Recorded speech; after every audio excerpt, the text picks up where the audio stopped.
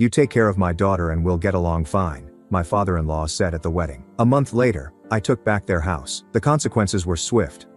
I own every property where they live. What occurred next was stunning. Hello Reddit. Because of her background, my brother's family treated my wife as if she were garbage at a family gathering, called us those individuals square in our faces, and the entire family nodded along. They had no notion I owned the residences they all live in. By dessert I'd made some calls. By Monday morning their world was burned.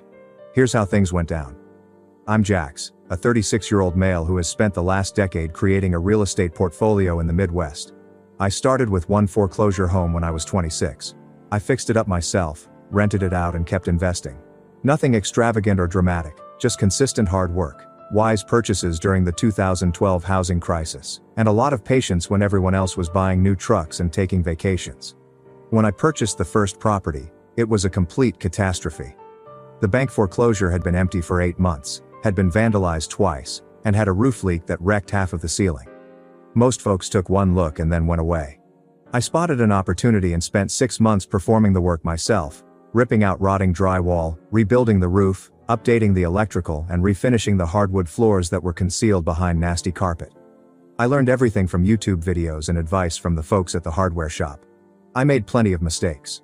I once wired an outlet backward and almost ignited a fire. Another time, I built a toilet that leaked for 3 days before I realized what had gone wrong. But each error taught me something, and by the time I was done, that house looked nicer than half the neighborhood. We rented it out for $900 per month, which felt like a fortune at the time. I used the rental revenue and my day job earnings to save for the next home. I lived in a studio apartment that cost $400 per month. Drove a 15-year-old automobile. Ate a lot of rice and chicken. My coworkers thought I was crazy for not improving my lifestyle, but I had a plan.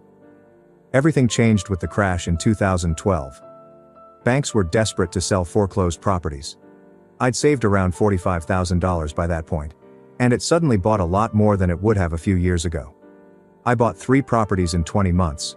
All of them were foreclosures and needed work. I spent my weekends and evenings fixing them up, learning plumbing, HVAC, and basic carpentry. By the time I was 32, I had 10 properties. By 34, I'd reached 15. Now at the age of 36, I own 18 homes that generate approximately $24,000 in monthly rent. After mortgages, insurance, taxes, maintenance, and unforeseen repairs, I earn approximately $9,000 per month in passive income. With my day job managing logistics for a manufacturing company, I'm doing more than fine. Now I own 18 rental properties in 3 counties, including single-family homes, duplexes, and a small apartment building. Total worth is around $3.5 million, with approximately $1.2 million in equity after mortgages. I'm not rich by any means, but I'm comfortable enough that I don't have to worry about bills and can take my wife out to dinner without first checking my account. The labor is not glamorous. Dealing with damaged water heaters at 2 a.m. Tenants who believe rent is optional. City inspectors who are delighted about discovering code infractions from 1987. But it is mine. I built it, and it pays my bills while also offering me independence. Most people with normal employment will never have. My wife Ella is originally from the Philippines. I met her 6 years ago at a neighborhood function, thanks to a mutual friend. One of those volunteer opportunities where you can spend a Saturday painting a community center. She was up on a ladder, cutting in edges along the ceiling with the most steady hand I'd ever seen. Cracking jokes with the other volunteers while performing precision work that would have taken me 3 times as long. We started talking during the lunch break. She was humorous, smart, and had a way of pointing out foolishness without being nasty. When someone protested about having to be there on a Saturday, she simply smiled and responded, "Well, nobody forced you to volunteer for voluntary work." The man quickly shut up. I asked her out the same day. We went for coffee and talked for 4 hours, and I realized she was unlike anyone I'd ever dated before. She had goals, a strong work ethic, and no tolerance for drama. She'd tell you precisely what she thought, but she'd do it in a way that made you feel safe rather than attacked. That is a rare skill. She is a registered nurse at County General and works night shifts in the ICU, dealing with urgent cases that most people cannot handle psychologically or emotionally. I've heard her stories about coding patients at 3 a.m. and dealing with families that believe that screaming at medical staff can speed up the healing process for their loved ones. Making split-second decisions that impact someone's life or death. The woman has the most patience and grace under pressure of anyone I've ever met. We were married 3 years ago. A small ceremony was held at a park pavilion, with approximately 50 people in attendance. Her family had flown in from Manila. Parents, 2 siblings, 1 aunt, and 3 cousins. They were friendly and inviting from the start, treating me like family despite the fact that they knew little about me. Her father approached me at the reception and said, "You take care of my daughter, and we'll get along fine." Simple, direct, no drama. My relatives arrived but made things awkward by asking hard questions about green cards and work visas. During the reception, my aunt asked Ella in front of everyone how long she had been in our country and if she was here legally. Ella handled the situation with more grace than they deserved, smiling and gently explaining that she had been a citizen for years. Meanwhile, I calculated how much force I could apply to physically remove my aunt from the arena without causing a disturbance. The hardest thing was my mom approaching me before the ceremony and asking if I was certain about this. Not in a sympathetic mother concerned for her son's sense, but in a, "Are you sure you want to marry one of them" way. She didn't say it directly, but the connotation was clear enough for Ella to notice. My brother Nathan is 3 years older, works in middle management at a manufacturing facility, and has spent his entire adult life convinced that he is brighter than everyone else, despite evidence to the contrary. He has opinions on everything, including politics, economics, parenting, and proper lawn management, and will share them whether you ask or not. Rachel, his wife, is cut from the same fabric. Stay-at-home mom who views it as a professional accomplishment, continually commenting on social media about the most difficult job in the world while her mother looks after the kids 3 days a week. She has a condescending attitude about people who work in the service industry, which is odd given that she was a waitress when Nathan met her. They have 3 children, Lily, 16, Max, 14, and little Raina, 9. Lily is the one who initiated this whole situation, but we'll get to that. My folks are what you'd call Midwest conventional, which means they're quietly racist while claiming not to be. They would never say anything explicitly offensive. Despite the fact that Ella is from Manila, people ask her where she is from approximately twice a year. They laud her English, as if it were astonishing that she could articulate entire phrases. Dad once told me I was brave for marrying someone from a different culture, as if I had adopted a rescue dog rather than married a fully functional adult female. Family dynamics have always been tense but managed. Sunday meals at my parents' house, awkward small conversation, me holding my tongue when someone said something stupid. Then coming home and venting to Ella, who'd simply shrug and say she'd dealt with worse at the hospital. Here's what made things even more complex. I own residences where various family members live. My parents' home, which I purchased for them 5 years ago when they were facing foreclosure due to Dad's mounting medical expenditures from his heart surgery.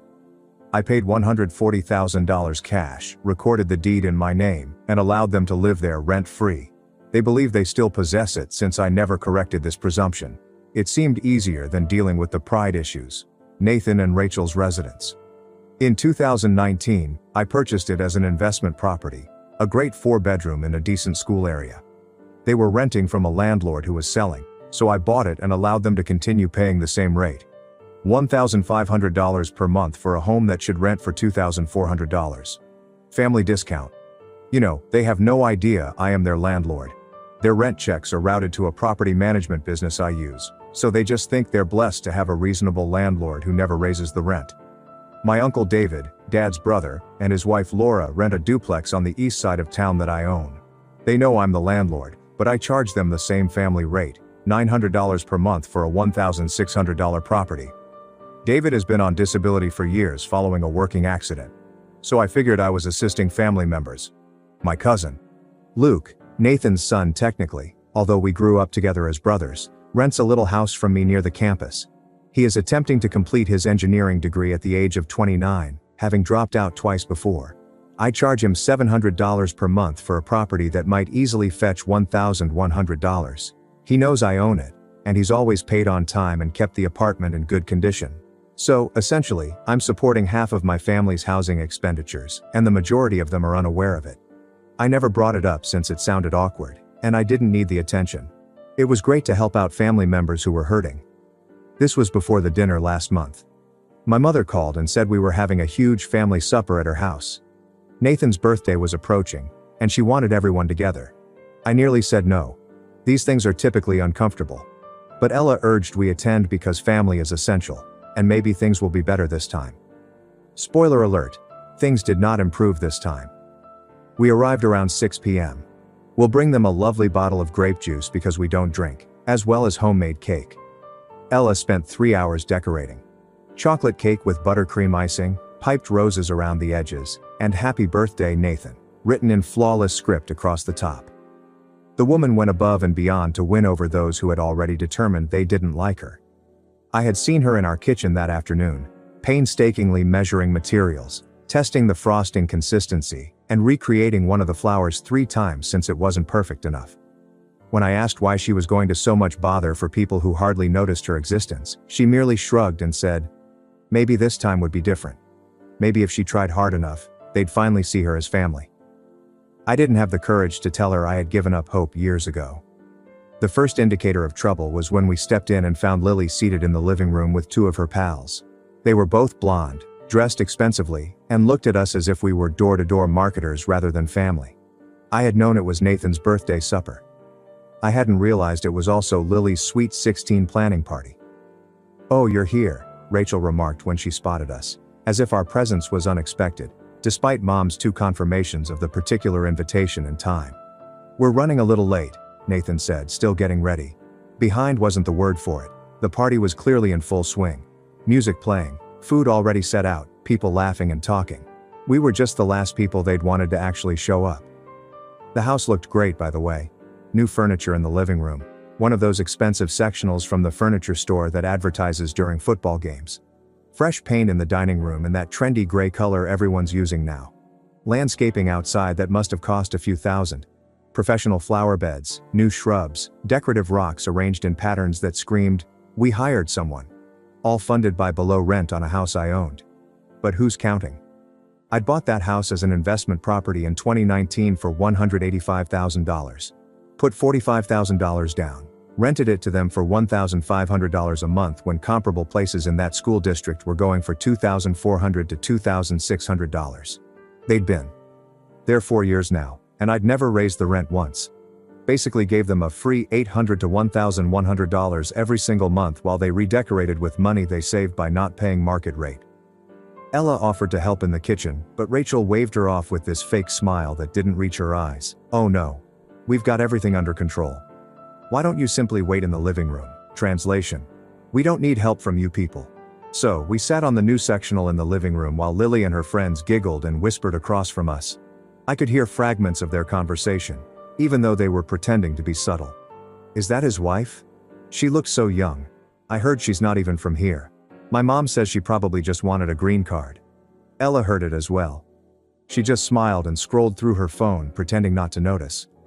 The woman has dealt with worse in hospital waiting rooms. Families who refuse to let her touch their sick relatives because of how she looks. Patients who demand American nurses. Doctors who assume she's a medical assistant instead of an RN with 10 years of experience. But I could see the tension in her shoulders. The way she was breathing just a little too carefully. The tight smile that meant she was swallowing something she wanted to say. I reached over and squeezed her hand. She squeezed back but didn't look up from her phone. After about 20 minutes of uncomfortable sitting while the party continued around us like we were invisible, Rachel finally announced dinner was ready. Everyone started moving toward the dining room. And that's when I saw the setup. When it was finally time to eat, Rachel had set up a beautiful dining room table. Looked like something from a magazine spread or one of those home decorating shows Ella watches. Good china. The kind with gold trim that you only use for special occasions. Cloth napkins folded into shapes that probably had names. Centerpiece with fresh flowers that definitely came from an actual florist, not the grocery store. She'd gone all out. There were name cards at each seat. Fancy calligraphy name cards and little silver holders. Everyone else was at the main dining table. Mom and Dad at the heads. Nathan and Rachel in the places of honor as birthday boy and hostess. Max and Raina on one side, Uncle David and Aunt Laura across from them. Luke next to some of Rachel's relatives I'd never met. Some of Lily's friends were even seated at the main table, probably 15 people total, all seated in the formal dining room with the good china and the flowers and the cloth napkins. Ella and I had name cards too at a small folding table, the kind you get at a hardware store for $10. In the hallway next to the coat closet and the bathroom. Close enough to hear the conversation, but far enough away to make it clear we weren't part of it. I stood there staring at this setup, thinking I'd misunderstood something. Maybe the main table was genuinely full, and this was the overflow seating. But no, there were 2 empty chairs at the main table, one on each side, and the folding table was clearly set up as an afterthought. One of those plastic numbers with the metal legs that wobbled on uneven ground. "What's this?" I asked Rachel, my voice low. "Oh, we ran out of room at the big table," she said breezily, not making eye contact. "But don't worry, you'll still be able to hear everything. We didn't want you to feel left out." Left out while literally leaving us out. Ella touched my arm gently. "It's fine," she said quietly in that voice she uses when something's very much not fine, but she's trying to keep the peace. "Let's just sit." But I was still processing the visual, still trying to make sense of how we'd gone from family members to hallway overflow seating. Everyone else at the nice table with the good china and cloth napkins and fresh flowers. Ella and I at a plastic folding table with paper plates and plastic forks like we were at a kid's birthday party at a park. My mom was already seated, carefully not looking in our direction. My dad was studying his water glass like it contained the meaning of life. Uncle David and Aunt Laura exchanged uncomfortable glances but said nothing. They knew something was wrong but weren't going to risk making waves. Luke looked genuinely upset, but he was just a kid at this point. No power to change the seating arrangement his aunt had orchestrated. That's when Lily decided to add her contribution to the evening. "We don't really sit with you people anyway," she said loud enough for everyone to hear. She was looking directly at Ella when she said it. The room went silent. One of those heavy silences where everyone suddenly becomes very interested in their napkins. I waited for someone to say something to correct her, to tell a 16-year-old that you don't talk to people like that. Nathan cleared his throat. "Lily. That's not. I mean, what she says is what she says." Rachel jumped in, smiling in a way that didn't reach her eyes. "Is that the main table for the core family? Do you understand?" Ella squeezed my hand under the table. "That's messed up," he muttered, but not loudly enough to challenge anyone. My mother was studying her plate as if it contained the secrets of the universe, and my father was suddenly very focused on cutting his bread roll. Uncle David and Aunt Laura exchanged uncomfortable glances but said nothing, while Luke looked genuinely uncomfortable. "I need you to begin eviction proceedings for 3 properties. Yes, tonight. I'll send you the locations in a minute." The table had gone silent to dead quiet, and everyone was staring. No, there's nothing wrong with the properties. I'm just done providing family discounts to people who don't deserve it." I could see Nathan's face start to comprehend what was going on. He'd gone pale. The second call was to my real estate attorney, Henry, who left a voicemail because it was Sunday evening. "Hey, Henry, Jack's here. I need you to draft certain paperwork for me. I am transferring ownership of the property at 447 Maple Street. Return to the bank. Mom and Dad can discuss additional payment options with them. I'll explain tomorrow." My mother gasped, and my father's face turned red. The third call was to my accountant, David. "I need you to restructure my portfolio. I'm moving 3 properties to market rate immediately and selling one. I know it's Sunday. I'll double your usual fee for weekend work." I ended the call and looked around the table. Everyone was frozen, as if someone had pressed pause on their lives. "So, here's what's about to happen," I said calmly, looking directly at Nathan. "Your rent is going to market rate starting next month. That's $2,400 instead of the $1,500 you've been paying. You'll get official notice tomorrow." Nathan's mouth was opening and closing like a fish. Rachel had gone white. I turned to Uncle David. "You too. $1,600 a month starting next month. If you can't afford it, you've got 60 days to find somewhere else." Aunt Laura started crying. Uncle David just stared at his plate. "And Mom, Dad, the house you think you own, you don't. I own it. I've been letting you live there free because I thought family helped family. But apparently I'm not core family. So I'm transferring the deed back to the bank. You can negotiate your own mortgage with them. Good luck with that on Dad's retirement income." My mother was crying now too. "You can't do this." "Actually I can. I own the properties.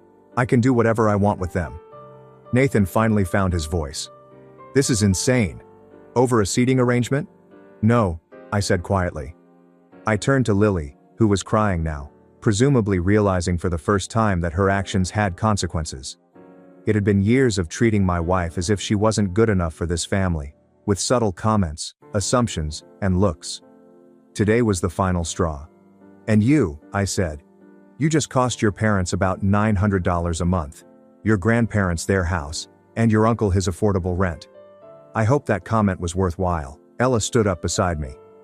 "We're leaving," she said calmly. We walked out, left the cake on their counter, the grape juice on their table, and they all sat in stunned silence. Ella was silent in the car for quite some time before saying, "You didn't have to do that." "Yes, I did. Your family will detest you now. They had already shown me disrespect. At least now they'll think twice before disrespecting you." She smiled a little.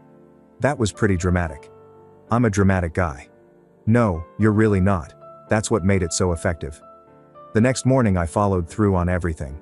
Tina sent official notices to all 3 properties about rent increases and terms changes, certified mail, return receipt requested, exactly by the book.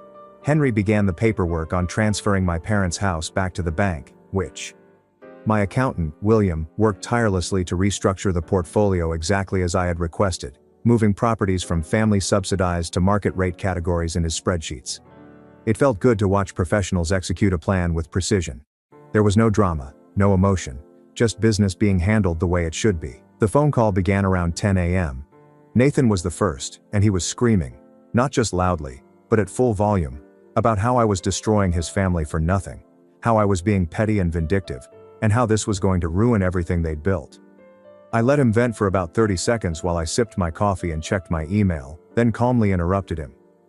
"Nathan, the market rate for your house is actually $2,600 per month, and I'm being generous by only charging $2,400. You're still getting a family discount, just a smaller one, and you can take it or leave it." He sputtered something about not being able to afford it, about having 3 kids and a mortgage. Except he didn't have a mortgage. He had a landlord, me, and the landlord was adjusting rent to reflect actual market conditions. He demanded, "Where else are we supposed to go?" "That's not my problem. You've got 30 days to decide. Pay the new rate or move out. Your choice." He accepted it, obviously. Where else was he going to find a 4-bedroom in that school district for that price? Comparable houses were renting for hundreds more, and he'd have to come up with security deposits and moving costs. He was trapped by his own financial mismanagement, and my generosity had been the only thing keeping him up. My mother called next, crying and saying I was breaking her heart, sobbing about how she never thought her own son would do this to his parents, about how disappointed my late grandmother would be, about how family was supposed to take care of family. I reminded her that she had watched her granddaughter insult my wife at a family dinner and said absolutely nothing, 0 words of correction, 0 acknowledgement that it was wrong, 0 defense of a daughter-in-law. "You heard it, Mom. You all heard it. You just didn't care enough to say anything." I hung up while she was mid-sob, and my father called an hour later, using the authoritative parent voice he'd used on me throughout my childhood. The stern, disappointed tone that used to make me want to fix whatever I'd done wrong and earn back his approval, told me I was being childish and needed to reconsider this rash decision, that we could sit down like adults and work something out that was fair to everyone. "I've already been fair, Dad. I've been more than fair for 5 years. You've lived rent-free in a home I purchased with my money, while Nathan paid half the market rate and Uncle David paid even less. The only thing that has changed is that you're all going to pay what everyone else pays." He tried to argue that family was different, that you don't treat family like business transactions, and that there should be some loyalty and consideration for the people who raised me. But I told him I'd had a lot of second thoughts. Specifically, I'd reconsidered subsidizing the housing of people who didn't respect my marriage. He had 2 options: work out a mortgage with the bank or find another place to live, and they weren't changing no matter how many guilt trips he tried. "You're making a huge mistake," he said, his voice hard. "The only mistake I made was thinking you'd ever see Ella as family." I hung up. Uncle David called around noon and was actually apologetic, which caught me off guard. He said he understood why I was angry, and that he had planned to say something at the dinner but didn't want to cause drama in front of everyone.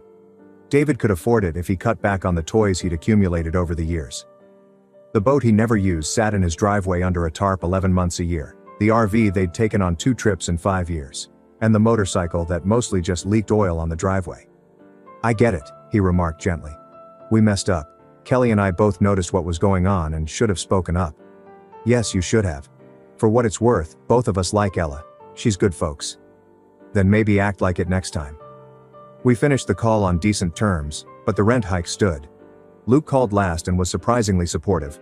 Said what happened at dinner was terrible, and he didn't blame me one bit for doing what I did. He'd been uncomfortable the whole time watching Ella and me get segregated to the hallway table. But he was just a cousin trying to finish school and didn't feel like he had the standing to call out his aunt and uncle. I told him his rent wasn't changing. He'd always been respectful and decent, paid on time, took care of the property, and never once made Ella feel unwelcome. I was happy to keep helping him finish his engineering degree with below market rent because he'd earned it by being an actual decent human being. He actually offered to pay more. Said it didn't feel right getting special treatment when everyone else was losing it. "You're not getting special treatment," I told him. "You're getting rewarded for basic human decency. The fact that it appears unique says a lot about the rest of this family." He chuckled and said he'd keep his head down and complete school. I encouraged him to come over for dinner someday, and Ella would like cooking for someone who genuinely appreciated her. The family group chat exploded, so I muted it and didn't read anything. 3 days later, Rachel arrived to my office, clearly upset, makeup smudged, and looking nothing like her normal put-together self. "Can we talk?" she inquired. I allowed her in. She sat down and immediately began with the apologies. She was so sorry. They'd taught Lily better than that. It was just teenage attitude. They never intended for things to escalate this far. "Do you know how this will affect our finances?" she inquired. "We cannot afford an additional $900 each month. Nathan's job doesn't pay that much." I pointed out that they had just spent thousands of dollars redecorating a house they didn't own and planning a Sweet 16 party, indicating that they had some discretionary income. She started crying harder. "That was savings. We were saving for Lily's party. She'll only turn 16 once, and Ella will only be offended at family dinner once. Or at least she should be." Rachel tried a new approach. "What can we do to make this right?" "Lily will apologize. We all will. Please don't do this to us." "It's already done," I said. "Notices have been sent. The contracts have been updated. You can either pay the new rate or relocate. Where are we supposed to find an extra $900 per month?" "I'm not sure, Rachel. Perhaps Nathan may request a raise. Perhaps you could find a job. Maybe you could cut back on the redecorating and extravagant birthday parties. That's not my concern." She walked away crying. 2 weeks later, I received a letter from an attorney representing my parents, who were suing me for elder abuse and claiming I had promised them the house. When I showed the deed with my name on it and bank records showing I'd paid for it in full, the case was dismissed. Their attorney later apologized to me, saying he told my parents they didn't have a case, but they insisted on filing. Nathan and Rachel began paying the new rent, but they were clearly struggling. I heard through Luke that they had canceled Lily's Sweet 16 party and put the boat up for sale. Rachel got a part-time job at a medical office doing reception work. Uncle David and Aunt Laura paid the increased rent for 2 months, then moved to a cheaper duplex across town. I understood that they couldn't afford it on disability income, so I wrote them a nice. My parents had to work out a mortgage with the bank, but at current market rates instead of the sweetheart deal they would have gotten years ago when they actually owned the house. Their monthly payment nearly doubled, and Dad had to unretire and take a part-time job at a hardware store. The family stopped inviting us to events, which was exactly what I wanted. No more awkward dinners, no more subtle comments, no more pretending everything was fine. Luke still came over for dinner on occasion.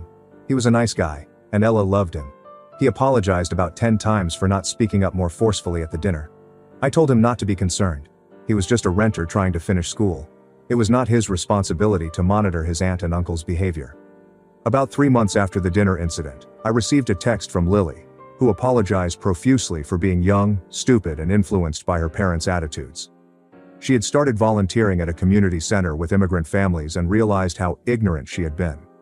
I appreciated the apology, but I did not respond. Some lessons must be learned. 6 months later, Nathan called, not yelling this time, but humble, and said he wanted to apologize, that he'd been thinking about what happened and realized they'd been wrong. "I get it now," he said. "We treated Ella like garbage and you were right to be angry." I wasn't angry, so I corrected him. I was done. "Fair enough.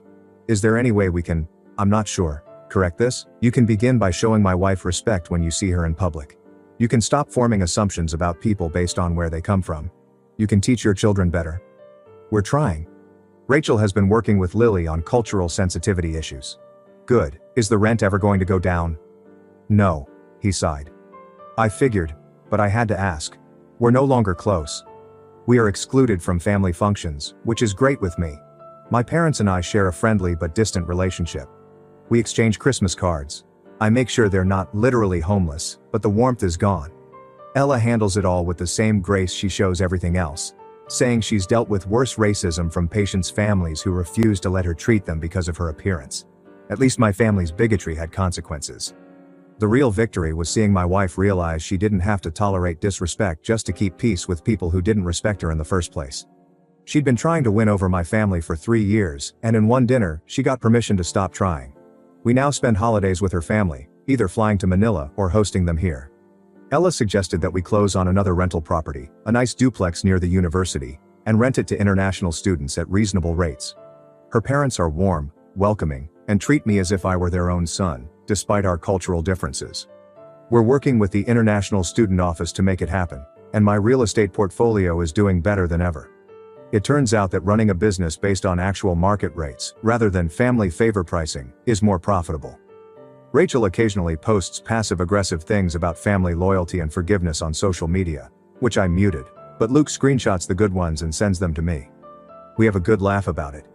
Lily graduated high school last month, and I sent her a card with a $50 gift card to a bookstore. It was a small gesture, but it felt right. She's apparently going to community college and majoring in social work. Rachel complained about it in the family group chat, which I still have muted, but Luke keeps me updated.